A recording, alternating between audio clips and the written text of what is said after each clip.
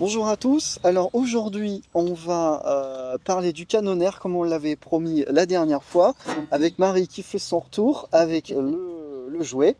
Donc le Canonaire qui était le premier né de la gamme hybride chez Canon et qui va évidemment constituer un bon sujet d'occasion. On va vendre la mèche, tant pis, c'est pas Ouais. grave. Mais on va parler de tout ça en détail juste après l'introduction.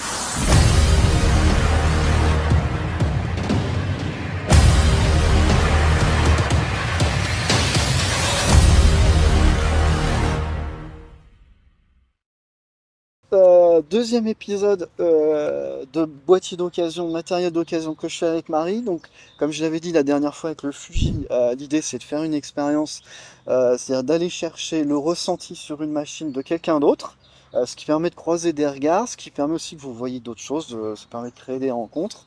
Comme la dernière fois, on va illustrer la vidéo avec les photos de Marie, donc du coup vous verrez pas les miennes, vous verrez les siennes.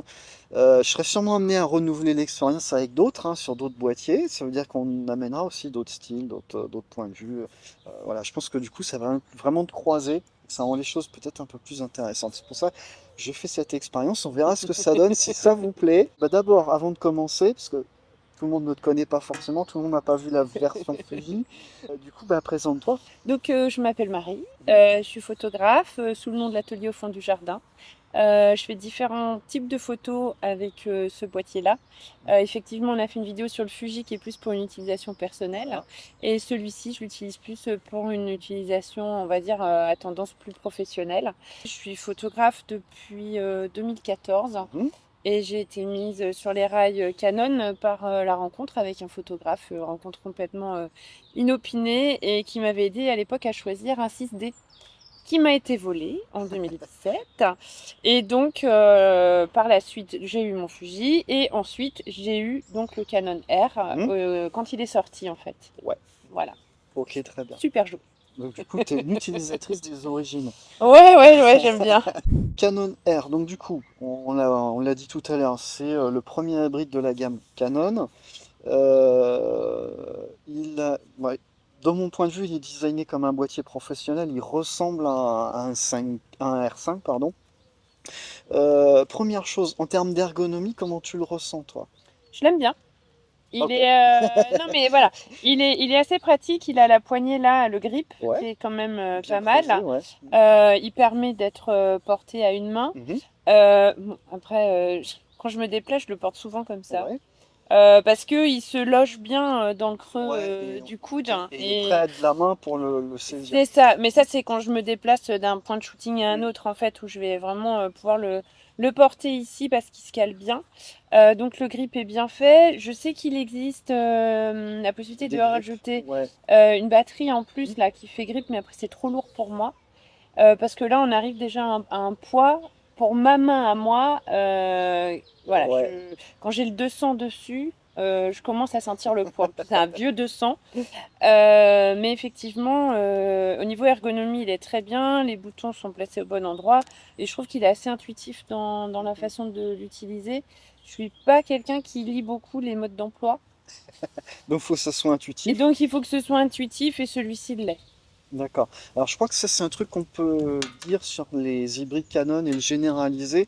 Moi on m'avait prêté le R6, donc qui est quelque part un peu son héritier. Oui. Euh, J'avais téléchargé le manuel pour le potasser, j'ai eu la flemme, je l'ai pas potassé. Donc j'ai pris en main le boîtier en improvisant. Et c'est vrai que sur ces hybrides Canon, il y a ce côté facile de prise en main. Oui, Hein, ouais, oui. et du coup, le ressenti confirmé Oui, avec oui, oui, oui, et ce il est premier. facile à connecter à l'ordinateur, facile à connecter au téléphone portable, Ouais. voilà. Ouais. Parce qu'il est très geek, et donc on peut vraiment le piloter avec son téléphone. Ouais. Euh, Comme quoi ils avaient bien vu les choses. Ils ont mis du temps, comme d'autres marques, pour pas donner de nom, jaune, genre, à venir à l'hybride. Mais du coup, quand ils se sont lancés, ils ont fait les choses qui étaient bien pensées. Dans l'ergonomie aussi, moi ce que j'aime bien, c'est ça. Oui, C'est le fait que je puisse tourner mon écran, et ça me permet de faire des photos que je pourrais pas faire sinon. Parce que effectivement. ça me Ouais. permet de vraiment avoir le contrôle sur l'image.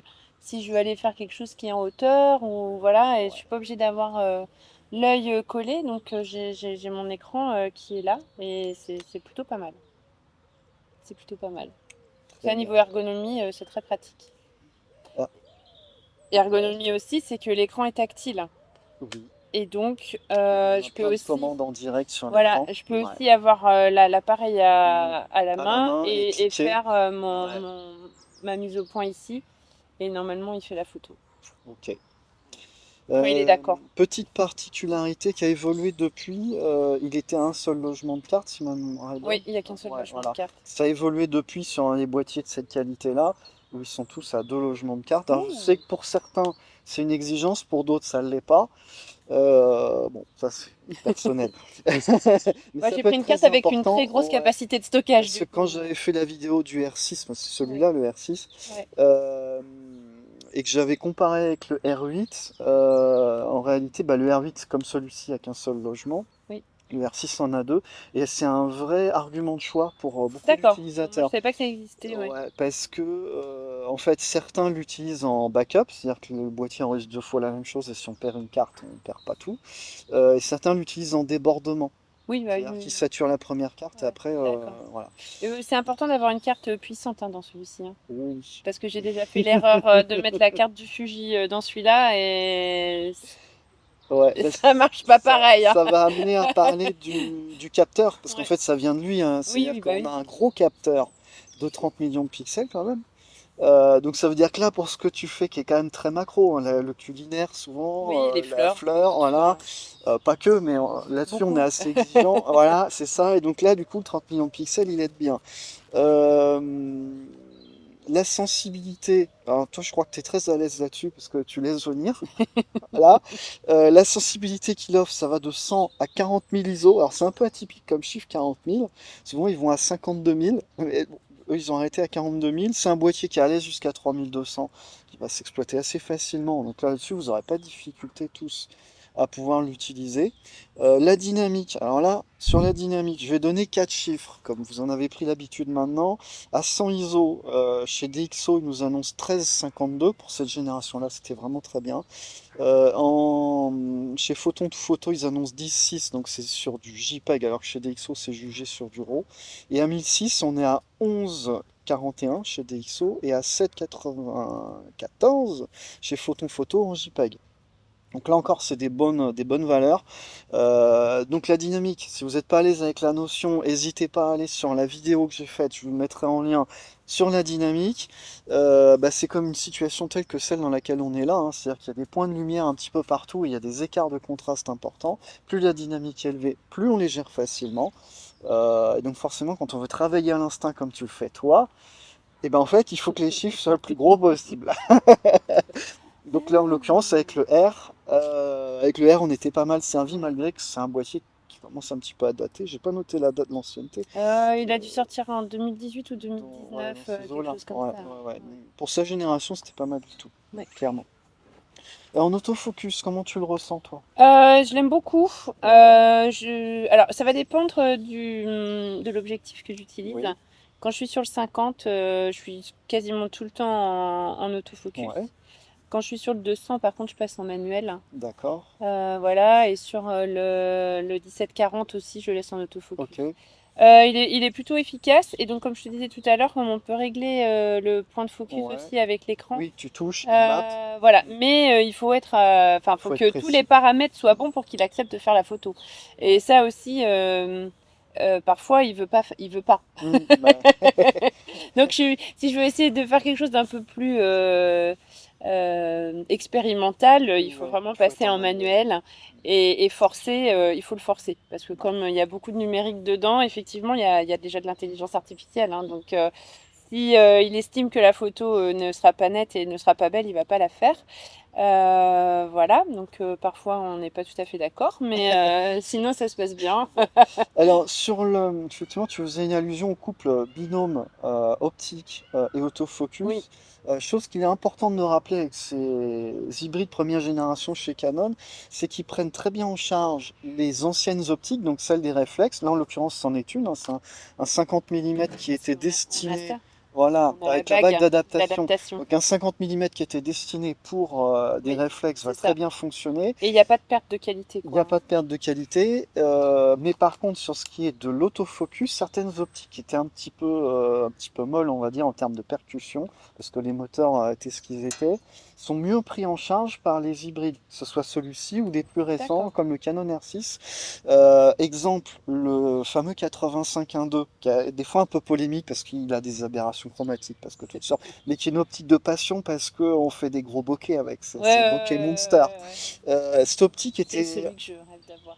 bah, j'en ai un, je peux te le prêter. Ouh! Ouais, et ouais, et ouais, et ouais.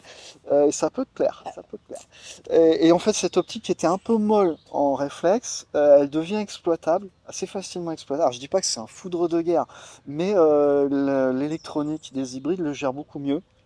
Et du coup, des défauts qu'on lui trouvait vont être un petit peu atténués euh, sur les hybrides.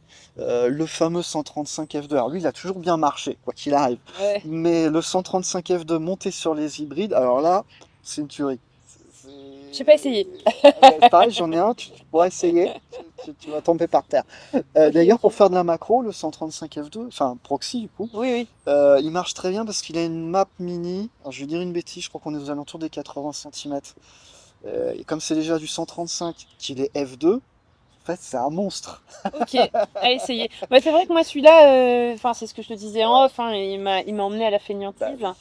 Et donc, il est souvent monté avec le 50. Mhm. Et je l'utilise le plus souvent en automatique sur tous les réglages parce que en ce moment, je suis dans une dynamique de photo qui est assez répétitive. Ouais. Donc, j'ai plus trop besoin. Mais après, je pense qu'on va revenir dessus sur ce que je fais avec Oui, comme bien sûr, image. Oui, donc ouais. voilà. Après, on est On va obligé de maîtriser les illustrer avec ce que réglages. tu fais. Oui, oui. Euh, Mais on est obligé d'aller dans les réglages selon Ouais. ce qu'on veut faire, Alors pour quoi. parler d'automatisme, pour finir sur le sujet de l'AF, donc c'était un dual pixel AF, donc le fameux système de Canon qui a largement fait ses preuves sur hybride. Donc là encore on le retrouve et il fait ses petits miracles, y compris avec des optiques un peu anciennes. Et c'est important pour du matériel d'occasion parce que souvent on récupère un parc optique pour le réemployer sur le nouveau Moi, j'ai boîtier. que des vieilles Et optiques. voilà, et du coup ça fonctionne bien. Et ça fonctionne Ça très bien. fonctionne bien. La Rafale tu l'utilises pas je crois. Ça dépend. Ouais. Ça dépend. Ben, je fais quand même souvent de la photo de spectacle de danse. D'accord. Et ça peut m'arriver de faire Ouais. de la rafale dessus. Un peu lent, j'ai l'impression. Alors, Mais c'était du 8 images secondes. Pour voilà. moi, je trouve ça bien. Ouais, bah je sais pas. En fait, j'ai pas essayé autre chose, donc Ouais. je peux pas te dire. Alors, c'est vrai qu'aujourd'hui, on prend enfin, les nouvelles générations hybrides, c'est minimum 20, 30, Ok. hein, enfin 40 pour certains. Mais du coup, c'est de l'électronique. Parce qu'en mécanique, en vraie obturation mécanique, on va garder de l'obturation, en gros, une douzaine d'images secondes. Moi, je trouve que ces cadences entre 8, 10, 12, on est bien. Mais après, comme beaucoup de gens tournent un peu geek, il n'y a jamais rien qui suffit. Bon, Non, mais j'ai pas essayé d'autre chose. C'est ouais, juste que moi, à utiliser, finalement, je le ouais, fais pas beaucoup parce que j'ai t'en as pas les l'impression. besoins. Et puis après, ça fait beaucoup de photos à traiter. Ça fait beaucoup à trier. Voilà. Et après, on est confronté, comme je travaille en RAW, on est confronté à une saturation du disque de l'ordinateur. Ça va Et là, vite. maintenant, je suis en train de devoir réfléchir à investir dans des nouveaux disques externes Ouais. fiables. Donc, en fait, c'est toute une. Donc, non, je Mm, fais pas trop de rafales pour des raisons de stockage, en fait. Et puis parce que, enfin, moi, en tout cas, j'arrive à moins maîtriser le sujet. ouais, bah oui, c'est qu'on est un peu dans le feu de l'action, faut pas se poser. C'est Quand ça. on rafale. C'est ça.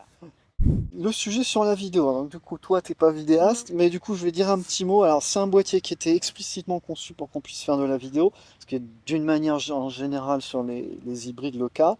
Il nous proposait de la 4K à 25 images secondes, donc c'est vraiment essentiel ça, du coup, pour faire de la vidéo. On avait de la HD jusqu'en 60 images secondes, donc ça permettait de faire des ralentis en HD. On avait du gamma logarithmique, donc en l'occurrence du C-Log. Donc le gamma logarithmique, c'est pour plutôt du tournage un peu exigence cinéma. Voilà. Ok. Néanmoins, il y avait une petite faille sur la vidéo de ce boîtier. C'est qu'ils avaient choisi, pour, à mon avis, limiter les besoins électroniques, de cropper l'image en vidéo. Donc en gros, c'est un peu comme si on travaillait en APS-C. Donc ce qui fait que c'est un boîtier où si on fait du 35, on travaille en 50, quoi. Oui. tu vois. Oui. Donc ça peut être une contrainte si vous êtes vidéaste parce que tout de suite votre 24 est pas 24. Par contre si vous faites de l'animalier, votre 400 est 600, donc là c'est un atout.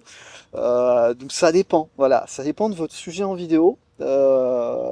Parce que bah, si vous êtes très grand angle, bah, du coup c'est un peu peut-être un petit peu rédhibitoire.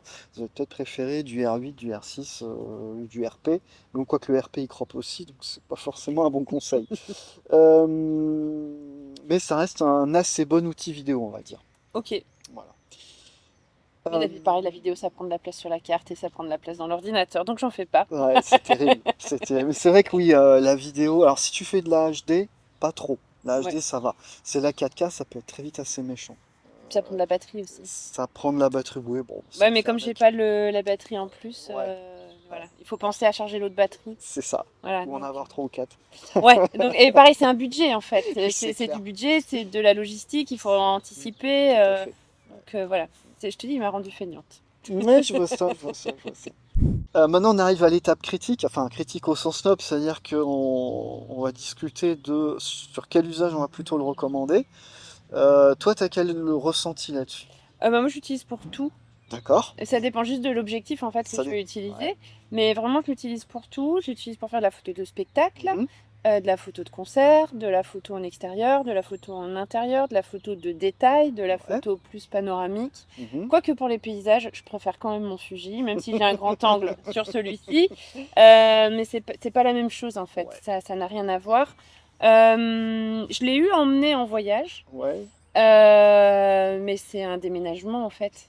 Euh, Parce que j'ai pas mal d'accessoires qui vont Ouais. Bah avec. oui. Et si je veux vraiment faire ce que je veux en voyage, ça, ouais, voilà, c'est quand même beaucoup de matériel. Je l'ai utilisé aussi pour faire de la pose longue. Au Ouais. début où je l'avais, Ouais. je trouvais ça très sympa, Ouais. avec trépied et télécommande. Mais je l'ai utilisé pour faire de la photo d'événements, Mhm. pour faire des photos de mariage, d'enterrement de vie de jeune fille. Voilà, enfin, toutes mes créations visuelles sont Ouais. faites avec ce boîtier-là, en fait. Alors, clairement, l'expérience rejoint un peu le discours sous-jacent à l'époque quand Canon l'a lancé. Comme c'était leur premier boîtier hybride et le seul, ils avaient misé sur quelque chose de très polyvalent et là on le Ouais, retrouve. C'est-à-dire qu'en fait, il s'adapte à n'importe quoi. ouais. Un peu comme un monobloc, sauf que c'est pas un Oui, monobloc puis il évidemment. est pas trop lourd. Il est assez compact, oui, Voilà. d'ailleurs on l'a pas dit, mais 580 grammes, on va dire 600 grammes pour Pareil, au bout d'une arrondir. journée, tu le sens. Ouais, voilà, Mais mais j'ai acheté un c'est... harnais, en fait, hein. Tu sais, il existe des Ouais. harnais, donc si je vais pas en rando, je prends le Ben, tu te harnais, quoi. soulages avec, Ouais. ouais. Mais du coup, pour du boîtier plein format, c'est quand même assez léger. Moins de 600 grammes, Oui, oui, oui, j'en suis consciente. c'est pas un 5D Mark IV, quoi. Ouais, c'est ça. Mais c'est vrai qu'au bout d'un moment, ça pèse, quoi, hein, Ouais, ouais, voilà. ouais. Donc effectivement, c'est un boîtier que vous allez pouvoir choisir pour n'importe quoi en fait. Mm. Ça peut être de la presta, effectivement, de la photo sociale, mariage et compagnie. Ça peut être du paysage, de l'animalier. D'ailleurs, avec 30 millions de pixels, on en a quand même sous la pédale. Donc ça veut dire que les animaliers qui ont besoin des fois de Ouais. recomposer, bah, là on a ce qu'il faut. Bah, enfin, moi, pour le moment, en animalier, je fais que des insectes. Mhm. Et bah, je suis loin d'avoir le résultat de photographe animalier, on est bien d'accord, mais j'arrive à avoir des photos, bah, ça va quoi. Voilà, où j'ai fait des oiseaux aussi Ouais. avec le 200. Mhm. Et ça commence, enfin voilà, on commence à avoir un résultat quand même assez intéressant, quoi. Ouais. Donc une machine polyvalente. La question du prix, parce qu'évidemment ça c'est ce qui intéresse tout le monde. En neuf à l'époque, c'était du 2005 quand même. C'est ça. Ouais, 2005. Alors c'est un petit peu moins que la gamme, enfin sortie de boîtier, la gamme R6 et R6 II, parce qu'ils sortent plutôt à 2.8 dans ces eaux-là. En occasion aujourd'hui, le R tout court, on le trouve à 900-800 euros en gros dans cette fourchette-là suivant l'état. Il est assez disponible parce que comme il y a eu pas mal de générations de boîtiers, ben forcément les gens s'en sont séparés. On entend le pan qui chante. À mon Ouais, avis ouais, dans le c'est micro il y sympa. sera. Euh, donc oui, c'est un boîtier qui est plutôt disponible. Pour ce qu'il est capable de faire, 800-900 euros, moi je dirais qu'on peut y aller en toute Oui, confiance, largement. oui. Je voudrais pas, en même temps, à mon avis, l'affaire sera grillée quand la vidéo sortira. il y a des rumeurs sur la sortie d'un R6 Mark III. Et D'accord. d'ici à ce que la vidéo soit montée, on n'est pas à l'abri que Canon ait fait l'annonce. Ce qui D'accord. veut dire Ok. que les prix en occasion Ils et vont la encore disponibilité, diminuer. à mon avis, clac, il va se faire Ouais. caloter. Mais ça lui enlève pas ses qualités techniques. D'ailleurs, je le Non, répète à mais du chaque coup, si vidéo. le prix diminue, c'est super parce Bah que oui, les personnes qui n'ont pas le budget pour acheter tout à fait. quelque chose de plus cher mais qui veulent quand même un bon boîtier Mhm. pourront quand même Et ils vont se tourner vers ça. s'offrir un bon appareil Et voilà, photo qui est quand même performant tout à fait. et qui fait le job. Qui fait le job. Enfin, je veux dire, on n'est pas tous partis pour aller en expédition photo animalière dans les Alpes, hein, voilà. On n'est pas tous non plus partis pour. Enfin, il fait le job, Il fait le quoi. job. Donc, Il bah, fait le celui-là, il job. a déjà quelques années, mais j'ai pas l'intention de m'en séparer maintenant. Et voilà. Et je vais pas changer de boîtier tout de suite, même si Canon sort un nouveau boîtier. C'est ça, tout à fait. Et même si on doute pas que le R6 Mark II sera un petit monstre, on est habitué maintenant, ça fait 3 fois qu'ils nous font le coup. Ouais. Maintenant, dernière partie et surtout une des plus importantes pour l'audience, c'est quelles sont les alternatives qu'on pourrait envisager dans la même gamme de prix. Alors, je vais te questionner sur un sujet où on n'est pas dans la même gamme de prix, mais qui est intéressant quand même. Toi, avant, tu avais Un 6D. un 6D, donc un réflexe. Oui. Quel ressenti t'avais là-dessus, toi? Moi, j'ai adoré mon 6D. Ouais. Et voilà, on me l'a volé, sinon je l'aurais encore. Je reviens toujours sur cette histoire, mais Ouais. c'est un peu. Voilà, mais c'est hyper désagréable de survoler son matériel, en C'est fait, hein, certain, c'est voilà. certain. Et on m'a volé aussi des objectifs qui étaient avec, qui étaient vraiment super, hein. J'avais un 28 et un 35 qui étaient Mhm. vraiment top, et avec lesquels je faisais beaucoup de paysages, et que j'ai pas retrouvé encore. Enfin voilà, j'ai pas Ouais. réinvesti, mais j'ai pas retrouvé cette qualité d'image dans mes autres optiques. Mais le 6D, j'en étais super Ouais. contente, vraiment Alors, super contente. sur Bon, après, le... celui-ci est peut-être plus performant en. Il n'y a pas photo, Oui, oui, sans mauvais jeu de mots. mais pour les photos de spectacle, Oui. Ah par bah alors exemple. là, Voilà. ouais, c'est sûr. Sur l'hybride, pour tout ce qui est dynamique, effectivement, on est largement gagnant. Néanmoins, là où je voulais rebondir sur un réflexe, un 6D Mark II par exemple, c'est en fait, c'est des boîtiers qui sont très décotés aujourd'hui, qui gardent leur qualité, même s'ils sont dépassés, gardent leur qualité. Et c'est vrai, par exemple, quelqu'un qui fait de la pose longue, du paysage, de la street, des choses comme ça, un 6D Mark II, il va largement faire Oui, l'affaire en bah oui, fait. oui, oui. Comme on peut arriver à les toucher à 600 balles, peut-être même moins, parce que dès que le R6 Mark III va sortir, bam, c'est pareil. Toutes les occasions réflexes, elles vont se faire caloter. Là, je vais dire des choses sur d'autres boîtiers. Ah ben, je vais annoncer des prix d'occasion, mais en fait, dans 2 semaines, quand la vidéo sort, à mon avis, c'est mort. C'est mort. Deux boîtiers dont je voulais parler, qui sont dans une philosophie un petit peu différente, qui sont hybrides, mais qui sont APS-C, pas plein format. C'est le R10 et le R7, parce qu'en gros, on les trouve aux alentours de 1000 balles.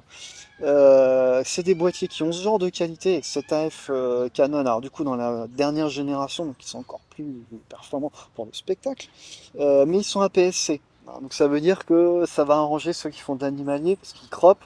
Avec du 400, ils ont du 600. Ça va peut-être moins satisfaire les gens qui sont plus portraits parce qu'ils préfèrent profiter du plein format. Mais du coup, on a un AF qui est quand même R10, R7, on a 2 générations d'écart. Euh, je dis deux, c'est peut-être même trois. Donc et puis c'est l'héritage du R3, parce que Canon à chaque fois sur ces gammes-là, il revendique l'héritage R3. Deuxième dont je voulais parler, peut-être que c'est un boîtier qui t'a intéressé à une époque, le 5D Mark Oh IV. bah oui. Et voilà. Eh oui, qui n'a pas Euh, rêvé d'un 5D oui. Mark IV à l'époque, Euh, mais qui était quand même beaucoup plus cher que le 6D, hein. Beaucoup plus cher, ouais, ouais, À ouais. l'époque, À l'époque. ouais. Alors Ouais, là parce maintenant, que je sais pas ce que ça c'était donne. des machines qui sortaient à 3500 balles en C'est gros. ça. Et du coup, quand j'ai eu celui-ci, j'avais hésité à prendre en occasion en 5D Ouais. Mark IV plutôt que celui-là. Alors Bon, aujourd'hui, finalement, j'ai eu celui-là, ouais. mais ouais, ouais, donc ça a été une longue Aujourd'hui, ça hésitation. tourne à 900 000 euros en gros. Ok. Alors évidemment, là encore, on a quelque chose qui est costaudsement construit, qui est du coup beaucoup plus lourd que ça. On est Mm, mm. pratiquement, je crois, sur 1 kilo, un truc comme ça. C'est un petit monstre, hein. Ouais, ouais, ouais. Euh, Par contre, alors sa qualité, c'est de la construction, très grosse construction. Un capteur qui était très performant. Sur l'autofocus, il est complètement dépassé, mais ça restait des bonnes technologies. Ça accroche Ouais. bien quand même. Oui, oui, bah oui. Voilà. Donc je pense que ça peut être aussi des bonnes alternatives. Néanmoins, moi, si j'avais le choix à faire, j'irais plutôt sur celui-là que sur un Mark IV. tu Oui, vois. oui, oui, oui, forcément, oui. Parce Non, mais tu que vois, j'étais en train de repenser à ce qu'on disait tout à l'heure sur le Fuji. C'est pareil, quand j'arrive en shooting avec mhm, celui-ci, comme il n'est pas très impressionnant en taille, il impressionne personne. il n'impressionne personne et les gens ont l'impression que je suis pas une vraie photographe, en fait. Ouais. Et c'est, voilà, je veux dire, au niveau du marketing de l'appareil photo, il y a tout ce truc autour de la taille de l'objectif et la taille de l'appareil qui font que quand on arrive déjà, quand on est une femme, c'est un peu plus difficile, je trouve, de De s'imposer dans le monde de s'imposer. la Ouais. photo. Et en plus, quand on travaille avec du petit matériel qui va être beaucoup plus adapté aux petites mains, parce qu'on a Mm. quand même, puis, enfin, moi, je suis moins costaud que certains hommes quand même. Enfin, quand je vois des photographes d'oiseaux avec tout leur matériel sur le dos, moi, je pourrais pas le porter, quoi. Et donc, j'utilise du matériel qui est plutôt à ma taille. Je suis pas petite, hein, je fais 1m70, donc je suis Ouais. quand même pas minuscule. Et ben voilà, souvent on a l'impression que c'est pas du vrai matériel, alors que merci de remettre l'église au milieu du Bah village, oui, c'est du vrai c'est ça, matériel. c'est du vrai matériel. Ouais. Et en plus, d'autant plus qu'aujourd'hui, tous autant qu'on est, on a tendance à choisir des trucs, pardon, un peu plus compacts.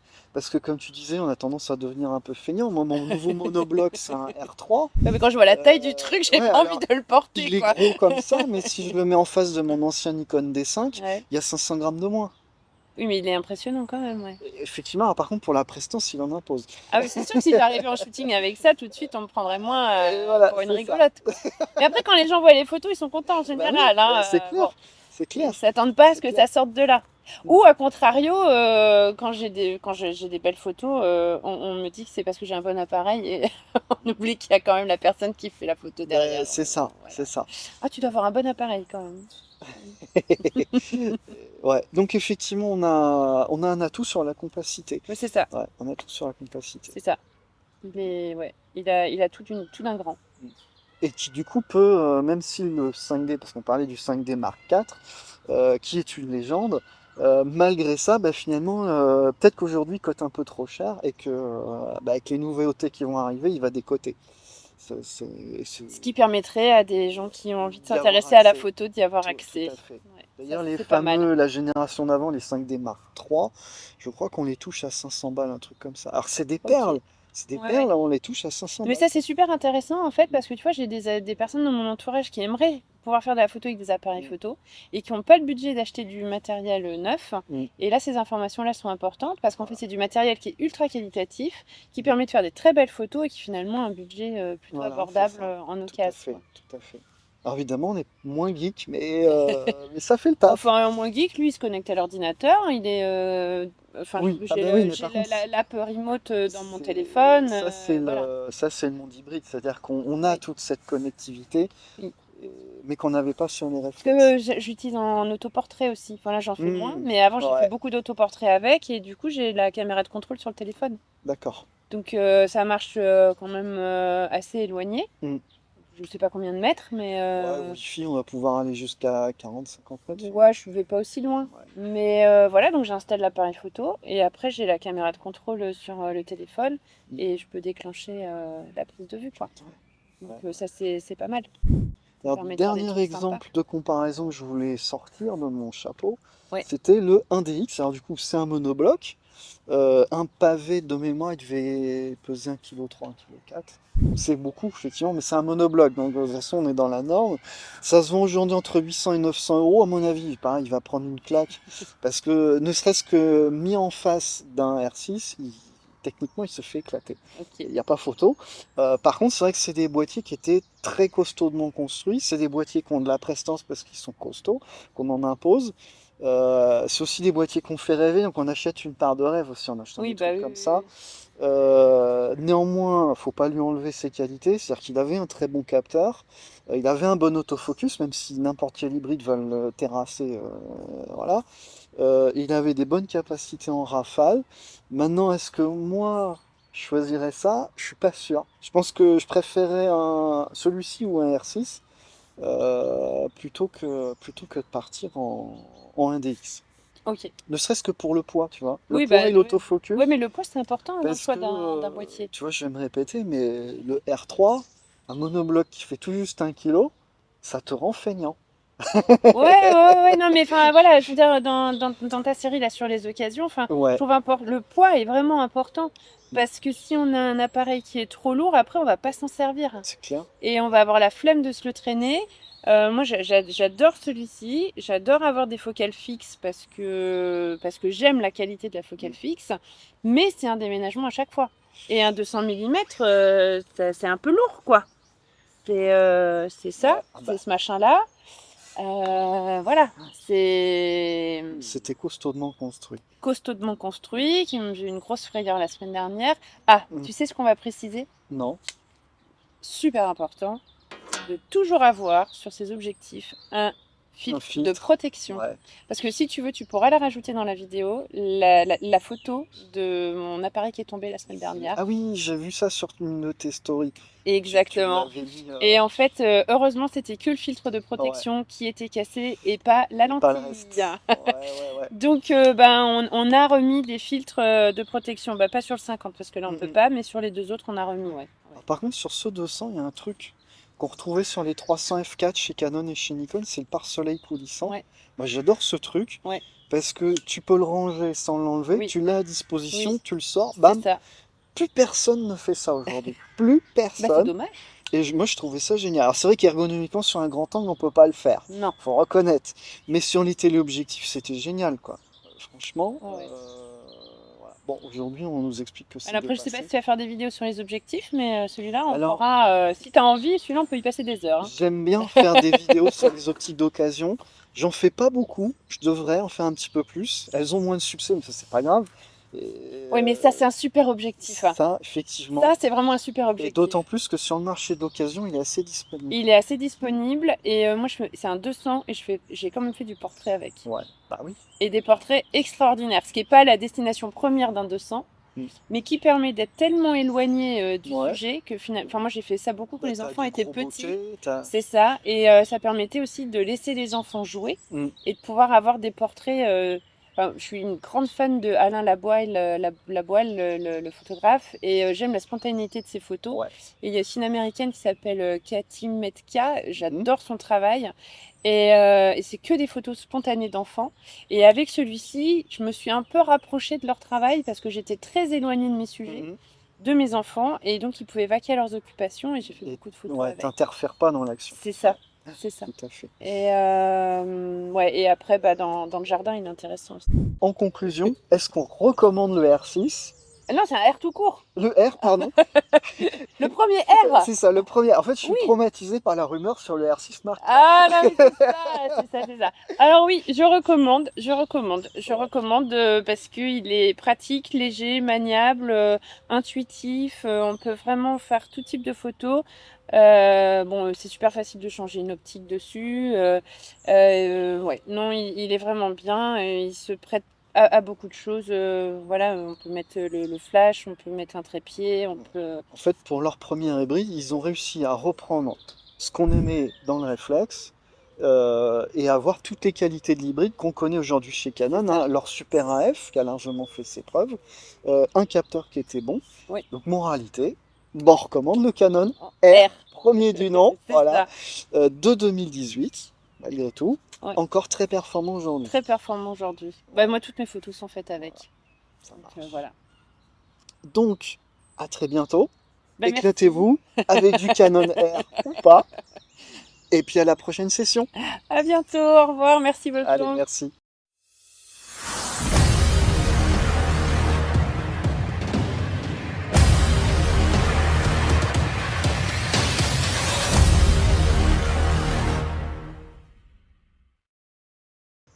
Bonjour à tous. Non, pardon, je dis pas bonjour parce que je l'ai déjà dit.